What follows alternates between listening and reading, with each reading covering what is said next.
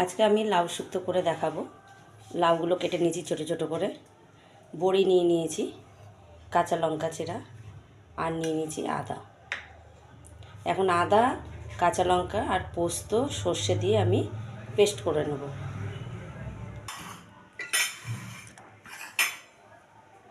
আমি এখন লাউটাকে 1 কাপ জল দিয়ে আমি নুন দিয়ে সেদ্ধ করে নেব লাউটাকে।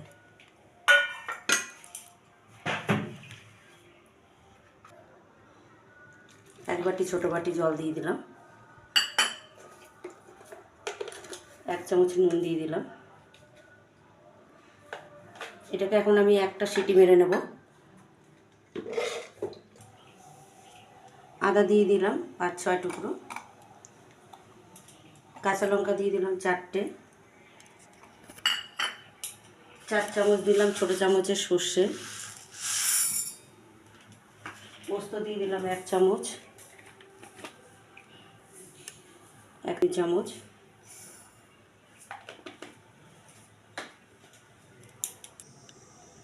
জল দিয়ে সামান্য জল দিয়ে আমি পেস্ট করে নেব।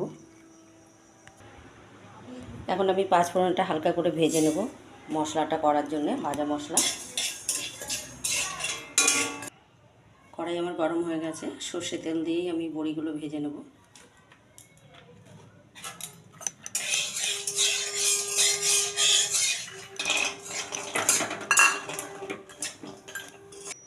আমি এই তেলের মধ্যে শুকনো লঙ্কা দিয়ে দিলাম,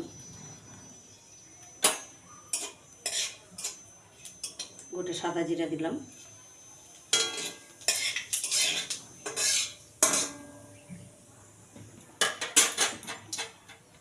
সামান্য হলুদ দিলাম, করেছিলাম সেই মশলাটা দিয়ে কষে নেব।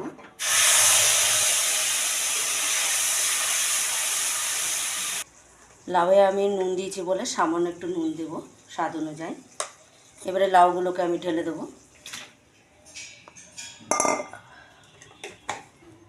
বড়িগুলো দিয়ে দিলাম। আমি এই দুধের মধ্যে 1 চামচ আমি ময়দা দিয়ে দিলাম।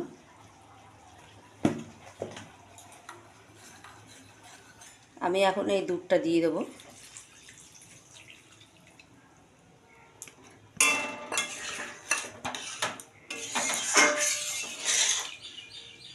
স্বাদ অনুযায়ী আমি চিনি দিয়ে দিলাম সামান্য। আমার লাউয়ের শুক্তোটা হয়ে গেছে। এখন যে 5 ফোড়নটা পেস্ট করে রেখেছিলাম সেটা উপর দিয়ে দেবো।